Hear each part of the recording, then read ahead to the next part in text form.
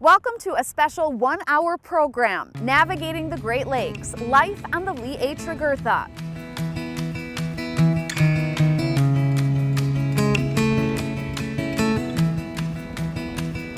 When you first come out here, your body completely changes. You end up working so hard. You're using muscles you've never used before.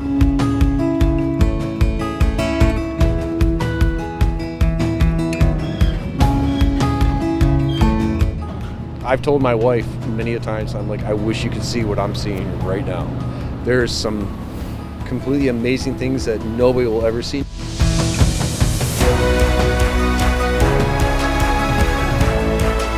We're diving into the Great Lakes shipping industry, the men and women that dedicate their lives to moving cargo through the Great Lakes, the ships that make it possible, and the processes, new and old, that allow the transporting of raw materials across our waterways and our country. My job is to move this boat.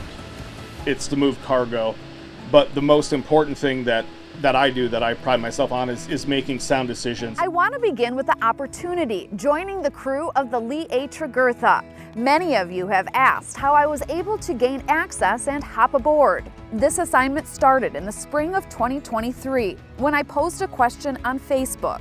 What should I do for an adventure this year?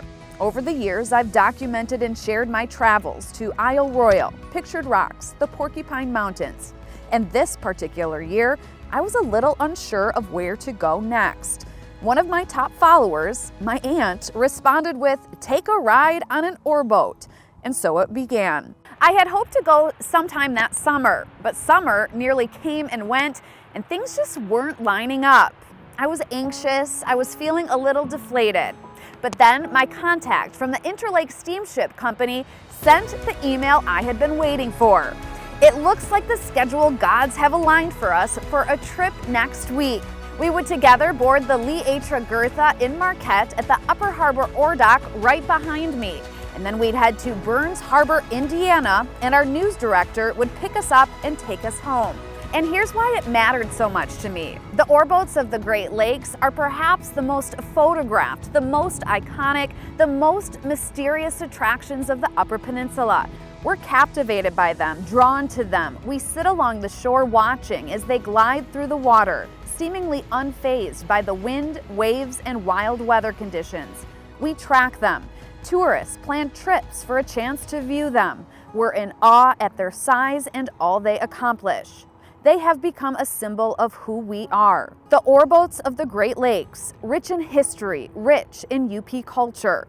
They are as much a part of us as the food we eat, the snow we shovel, and the mountains we climb. And oh, the stories they tell. Join me on a journey through the Great Lakes aboard the Lee A. Tregurtha, a vessel within the Interlake Steamship Company. Our leg begins in Marquette as the Lee A. docks to load taconite, iron ore pellets, before taking off on a 37-hour ride to Burns Harbor, Indiana. One of the first lessons of boarding the Lee A. Tregurtha is she moves at her own pace, and we adjust to her. She arrived to the ore dock in Marquette's Upper Harbor nearly 4 hours later than we were told, on a calm, clear morning around 3:30 a.m. She barely seemed to make a sound. One of the second lessons, while it may not seem like it from the shore, there's a crew on board that never stops bustling to keep the ship, the schedule, and the cargo moving. We're a workboat. We're moving, 24/7, unless we're loading or unloading. We're constantly on the move. On this morning, the crew is loading nearly 26,000 tons of iron ore from the Tilden mine into the belly of the ship. It's a mesmerizing process, one that takes 6 to 8 hours, one that has stood the test of time. Outside of a few modern adjustments, this is the same ore dock that has been here for over 100 years now. The chutes come down, now by a hydraulic system. The pellets go in and water goes out. When we pulled into the dock, we're carrying ballast water in our tanks. And that is that's just water that we carry to compensate for not having any cargo. As we load iron ore here or at another dock, the iron ore goes into the cargo holds, and we're pumping that water out then in turn. One of the primary duties of the first mate is to load the boat. Chris Pilkington, who will celebrate his 3rd anniversary with the Interlake Steamship Company on this trip, takes to the deck, monitoring the entire process from first pellet to last. And at docks, we stand a cargo watch. In Marquette in particular, the first mate is in charge of loading the boat while the other mate pumps the ballast. So I'll be out there with my little clipboard, putting all the ore in the boat. It's a big responsibility, ensuring the boat is loaded properly. Though the 3rd lesson of Lee A. Tregurtha, every crew member carries a big responsibility.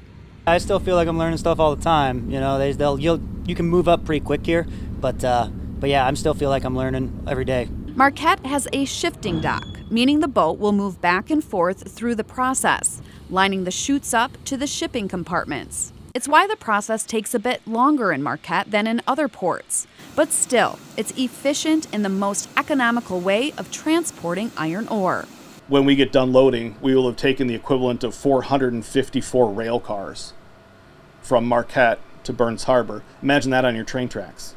I'm sitting on top of one of the shipping containers on the Lee A. Tregurtha, and while on this trip we're transporting iron ore, it can also transport coal, stone, and salt. The company calls it the building blocks of America, and they've been doing it for over 100 years, headquartered right out of Cleveland, Ohio.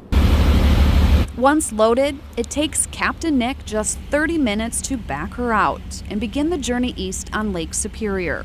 The crew will rest during the 15-hour trip to the Soo Locks. Watchmen will take shifts in the pilot house. There'll be lunch and dinner, a sunset and night skies. These are the quieter times on the boat as they anticipate and prepare for the next shift, navigating the Soo Locks and the St. Mary's River. Going through the rivers, just us, the captain, the wheelsman, talking, drinking coffee, hanging out. It's a good time. I learned it's a good life, but a hard life, and not for everyone. After the break, we go below deck for an up-close look at the mechanics of the Lee A. Tregurtha, and we hear from the crew about life on the Great Lakes, how they balance time on the boat with time back at home, and we'll begin to see the strength they hold and the bonds they share with each other, the ship, and the mission.